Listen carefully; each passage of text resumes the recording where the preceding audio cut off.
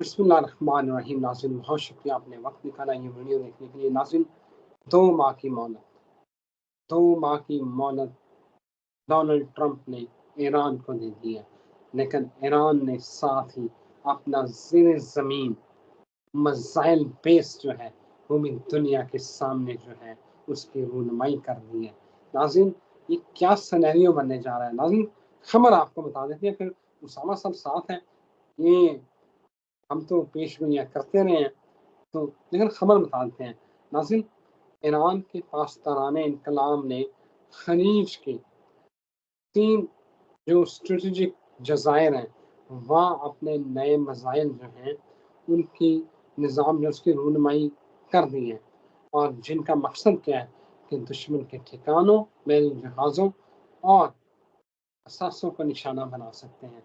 ये 2 दिन पहले की खबर है, और आज की जो खबर ये है कि तकरीबन रूनुमाई ज़ेरे ज़मीन मिसाइल बेस की हो चुकी है, और 2 माह की मोहलत डोनाल्ड ट्रंप कह रहा है। तो क्या सिनेरियो बनेगा खित्ते में। ये साहब तो जंगें बंद करने आए थे, तो ना गजा में जंग बंद हो रही है, ना रशिया यूक्रेन की जंग बंद हो रही है, और फिर इल्ला माशाल्लाह अमेरिका वाले अफगानिस्तान भी आ गए हैं, तो ऊपर से दाइश का खतरा भी है। तो पता नहीं कहानी सीरिया में फिर लड़ाई है। मैं तो वैसे बता रहा हूँ, जवाब जानना है तो इसके लिए मेरे साथ मौजूद है Mohammad Usama Ali, very famous astrologer. बैन अवी जो अमूर है ना, अब आप छोड़ दें, आप इनको सुना करें इंटरनेशनल रिलेशंस के ऊपर, क्योंकि आपको हम पूरी प्रेडिक्शन देंगे और साथ इंटरनेशनल सिनेरियो बताते हैं। उसामा साहब, ये मेरा ख्याल है कि कोई थिंक टैंक में बैठा होता ना, तो ये वाली पेशगोइयाँ नहीं होनी थी। तो अब बताएं कि ये ईरान इतना खुल के आ गया, ट्रंप ने खत भी दिया था, और ऊपर से 2 माह की मोहलत है। इन 2 माह में होना क्या है ये बताएं। जी बहुत शुक्रिया आपका। बिस्मिल्लाहिर्रहमानिर्रहीम, अल्हम्दुलिल्लाह रब्बिल आलमीन, अल्लाहुम्मा सल्ली अला मुहम्मद व आले मुहम्मद, माशाअल्लाह ला कुव्वता इल्ला बिल्लाहिल अलिय्युल अज़ीम। देखें, ये जो भी सिनेरियो है, ये तो जब हम जैसे कहते हैं ना कि हमारी इंट्यूशंस जो है, सारा डाटा जब लेती है, तो वो एक जैसे कहते हैं रिजल्ट बाहर आता है। और वो आपने देखा कि जब हम कह रहे थे उस वक्त कोई नहीं दुनिया में इस जंगों को मान रहा था। हमने तो हमास के अटैक पे वीडियो कर दी थी, और शायद उसके बाद भी जो अपडेट जब जब बंद हुई, जब जब शुरू हुई, अभी भी मैंने आपको याद होगा कि कहा था कि फलस्तीनियों को नहीं जाना चाहिए गजा में, ये ट्रैप है, और इस सीज फायर को सीरियस ना लें। और अब देखें वो मारते इसराइल उधर मिसाइल है, हौसी कहते हैं भाई सीज फायर की खिलाफ वर्जी क्यों कर रहे, क्यों मारा है। हम बहरे उसमें मारते हैं, इनके जो बहरी बेड़े हैं अमेरिका के, और दूसरे रास्ते वाले उनके पास वही है रास्ता गर्दन पकड़ने का। तो अमेरिका सीधा उस पर चढ़ जाता है। हालांकि अमेरिका को लॉजिकली ये नहीं करना चाहिए था कि वो तो जंगे बंद करने आया था ट्रंप, तो वो तो कहता है कि भाई हम जो है वो जंग नहीं करते, आप क्यों सीज फायर की खिलाफ वर्जी कर रहा है इसराइल, यही मुद्दा था ना। और हौसियों को पैगाम भेजते कि भाई हम इसमें दरमियान में आ रहे हैं, आप बेफिक्र हो, सीज फायर होता है आप दोबारा ना करना। लेकिन आप चेक करें, बिन सलमान से उधर से पैसे ले रहे हैं, उधर से चीजें कुछ और हो रही हैं, क्योंकि हौसी एक प्रॉब्लम थे सऊदी अरेबिया के लिए भी, और पुरानी, और अब साथ ही लपेट रहे हैं ईरान को भी। भाई हर कोई किसी ना किसी की बैकिंग पे खड़ा है। यूक्रेन भी तो अमेरिका की बैकिंग पे खड़ा था, पूरे यूरोप की बैकिंग पे खड़ा था। तो पुतिन भी तो, आप खुद देखें, आप कौन सी बैकिंग, ताइवान की बैक पे आप नहीं खड़े उसको दे रहे, जाके ड्रिलें कर रहे हैं, चाइना को दिखा रहे हैं आप।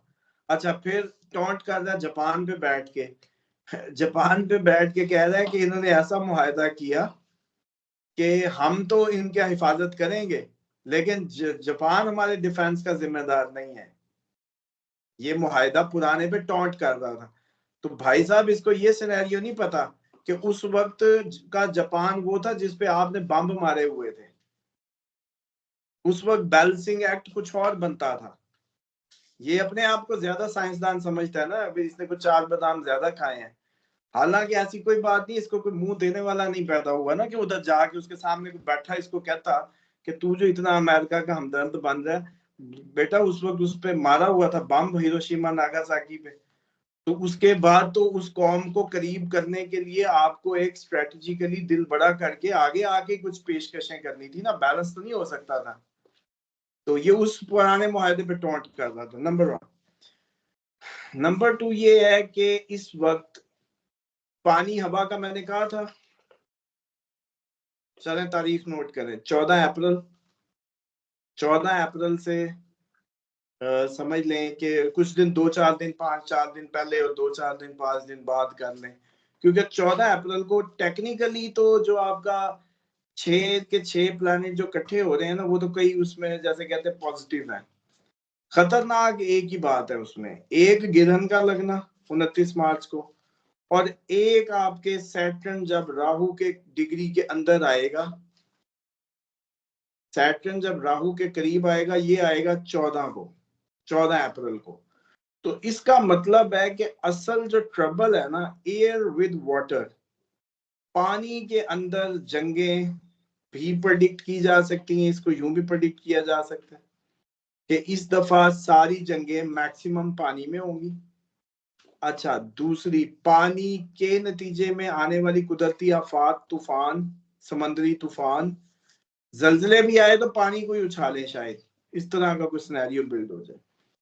तो अब एक तो ये बात है कि 14 अप्रैल के बाद ये चीजें संगीन होगी। दूसरी बात, मार्स जो है 7 अप्रैल को जो है वो दोबारा डेब्लिएटेड होने जा रहा है। मार्स की डेब्लिएशन का मतलब है जमीन, अवाम, दिल, चौथा घर, कैंसर साइन जो है, पानी, किधर, पानी के अंदर ही गर्म प्लैनेट जा रहा है, फौजों का, आपकी मिलिट्री का, डिफेंस का रूलिंग प्लैनेट पानी के अंदर उतर रहा है, अवाम के अंदर उतर रहा है, जमीन पे हो रहा है, डेब्लिएटेड हो रहा है। इसका मतलब है कि बहुत बुरी सूरत हाल 7 अप्रैल के बाद अपोजिशन जमातों के लिए, तमाम, तुर्की की भी, पाकिस्तान की भी, इंडिया की भी, ईरान की भी, जो आपके सारे फौजें, अवाम, सिविल अनरेस्ट प्लस अपोजिशन, इस सब के लिए 7 अप्रैल से टफ टाइम शुरू। उसके बाद 14 अप्रैल से तूफान, अब वो बम्बों के नतीजे में निकले, जल्जलों के नतीजे में निकले, पानी ने उछाल मारना ही मारना है टेक्निकली।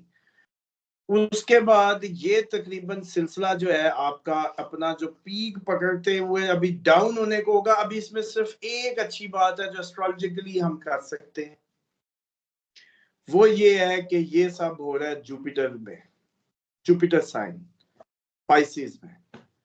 पाइसिस मींस कर्म, गुरु, लक, अच्छा, पॉजिटिव। पाइसिस में नेगेटिव कॉम्बिनेशन भी थोड़े से पॉजिटिव रह जाते हैं, ये अच्छी बात है कि थोड़ी सी कसर रह जाएगी।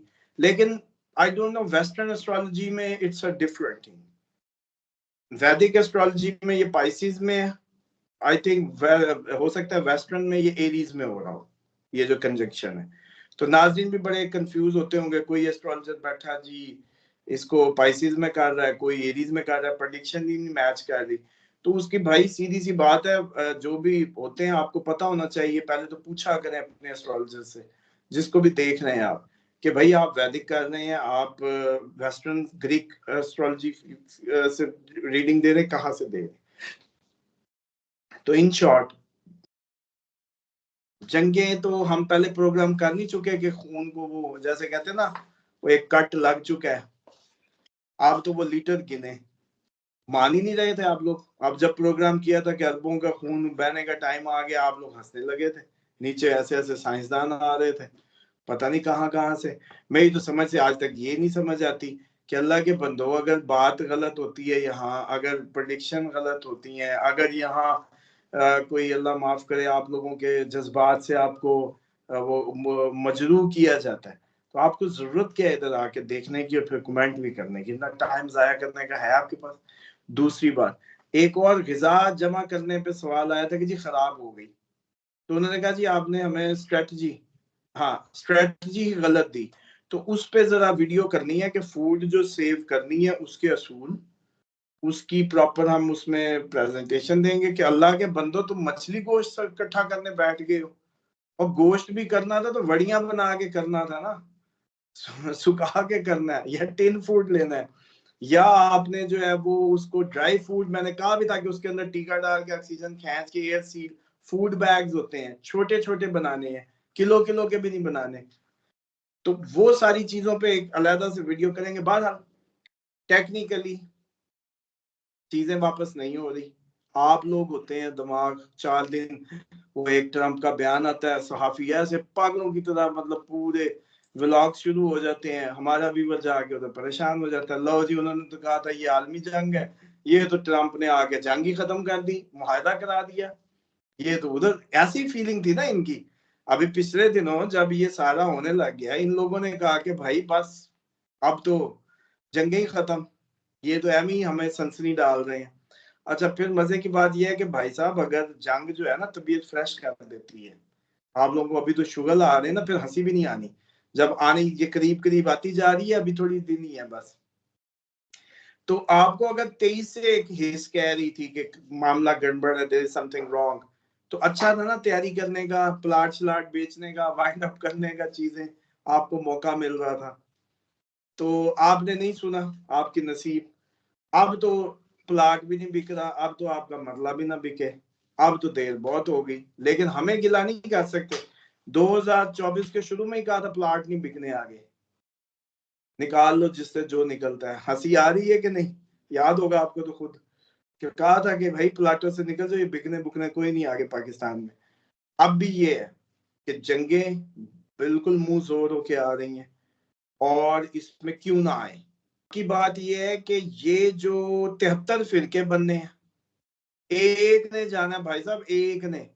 रिसर्च लेवल आपका ये है कि आपको दजाल पे वीडियो कर दो, अपनी रिसर्च का कोई वो दे दो, तो आप लोग अभी भी बैठे हैं कि पुराने को कब्रों से निकल के आके आपको कागज पकड़ाएं तो उसके अंदर से आपको देख के समझेंगे। अगर कोई अपनी रिसर्च आज में दे दो तो मुझे लगता है दजाल की फेवर में लोग ज्यादा निकल आते हैं दजाल को डिफेंड कर रहे हैं, और भाई हम पागल हैं। तो भाई साहब असल बात बेफिक्री की आप देखें हमारी कौम की, ये बड़ी मैं बात इसको ना जरा सीरियस होके सुने। पूरी दुनिया में आपको गोरी ने दिल दिया, आपको ठिकाना दिया, पासपोर्ट दिया, आपने उससे बेवफाई क्यों की? आपने पूरी दुनिया में जिस मुल्क भी गए, आपने पाबंदियां लगवा के छोड़ी उधर। ऐसा आप लोगों के अंदर कौन सा न्यूक्लियस लगा हुआ है, या क्या आपके अंदर ऐसा है पुर्जा? तो फिर आपको समझ आती है जब हम कहते हैं दजाल भी इधर से निकल रहे, शैतान का तख्त भी मुल्तान में, बीमारियां भी सबसे ज्यादा, फार्मास्यूटिकल भी आपकी इंडस्ट्री सबसे ज्यादा अमीर है, सबसे ज्यादा आपकी बीमारियां, सबसे ज्यादा गंद आपका, फूड गंदी आप खाते हैं। मतलब आप चेक करें ना, सारा कंपैरिजन तो करें। अच्छा, पूरी दुनिया में अमवात की रेशो, ये आपका खिता ही है बस, इंडिया पाकिस्तान, इधर ही बड़े बड़े 100 200 जाते हैं। अच्छा, बाकी मुल्कों में जहाज भी गिरे तो इतने नहीं जाते जितने माशाल्लाह इधर मोटरसाइकिलों से गिर जाते हैं। समझ से बाहर है कि आप लोगों को अजीब सी बेहिसी ने घेरा हुआ है कि आप लोगों को फिगर्स फैक्ट चीजें समझ ही नहीं आ रही, पहली बात। दूसरी ये है कि 73 फिरके हैं, उनमें से एक ने जाना है, 0.1 की रेशो है, लेकिन हर बंदा इतना चौड़ा होके मजे में फिर रहा है, रिसर्च वर्क पे काम ही नहीं हो रहा, यूथ बेफिक्री पड़ी है, तर्जमे बिल्कुल जैसे कहते हैं ना 180 डिग्री उल्ट हुए हैं, अंडरस्टैंडिंग जीरो की हुई है। और अब सूरत हाल ये है कि जब कोई इनको रिसर्च वर्क दे दो, अपनी इंट्यूटिव वर्क दे दो, उस पे भी आगे जो है लगता है कि ये परली पार्टी के हैं, दजाल के क्लास में या उसके शागिर्द हैं। तो इसलिए मैं ये समझ रहा हूँ कि ये जो सूरत हाल है सर जी, ये बहुत देर हो गई, अब काफी देर हो गई। इसकी एक एग्जांपल सिर्फ दे सकता हूँ कि ठीक आज से 80 साल पहले एग्जैक्ट जब ये हम जैसे साइकिल आपको बता रहे थे, बल्कि क्या याद कराया सर जी, आपका चेहरा देख के याद आ गया। आपको याद है हमने हॉट वेदर और कोल्ड पे बात की थी, वीडियो की थी। तो उस पे हमने कहा था जब बारिशें तो ये ज्यादा होंगी तो सिविल अनरेस्ट आएगा, और जब ड्रॉट की खबरें, खुश्क साली की खबरें सुने तो इंटरनेशनल जंग आती है। और आज ही मैं देख रहा था उस पे आपके किसी टीवी पे कि वो कह रहे थे कि महकमा मौसमियात ने बताया कि बारिशें बहुत कम हुई हैं, आगे भी बारिशें कम होने जा रही हैं और पाकिस्तान खुश्क साली की तरफ जा रहा है। समझ आई? अब समझें कि उधर से जंगे, हम कह रहे हैं कि अभी आपका बॉर्डर साइड जो है वो हॉट हो रही है, और हो चुकी है असल में, लेकिन अब आप समझते हैं कि वो बचपन वाली कहानी वाली जंगे, एक तरफ वो गिरोह सामने आमने यूं यूं, वो पूरे का पूरा इंटीग्रेटेड जंग हो रही है सर जी। ये जितनी हमारे फौज के जवान शहीद हो रहे हैं, जितना वो हो रहा है, उस बेचारे को क्या पता है? वो तो अपने मुल्क कौम की हिफाजत ही कर रहा है ना, वो सड़क पे जा रहा है, वो कहीं भी जा रहा है। वो कोई बॉर्डर पे यूं हम समझते हैं कि वो इंडिया पाकिस्तान यूं सीधा होके बंदूकें खड़े, वो जाना है, तो ये जाना नहीं।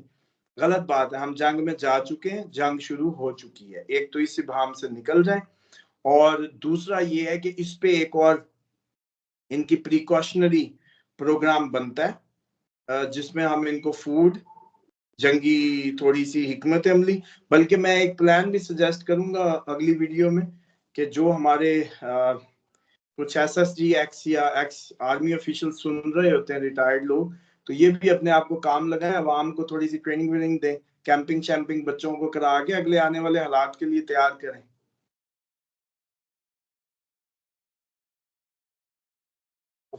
म्यूट कीजिएगा ना। बिल्कुल सही है, बिल्कुल ठीक कहा आपने उसामा साहब, thank you very much for your time. Training करनी चाहिए, तैयारी करनी चाहिए, आने वाला वक्त किस तरह का होगा, अपने आप को ज़हनी और जिस्मानी तौर पर हमें तैयार रखना चाहिए। इजाज़त दें, फिर हाज़िर होते हैं। अल्लाह हाफ़िज़।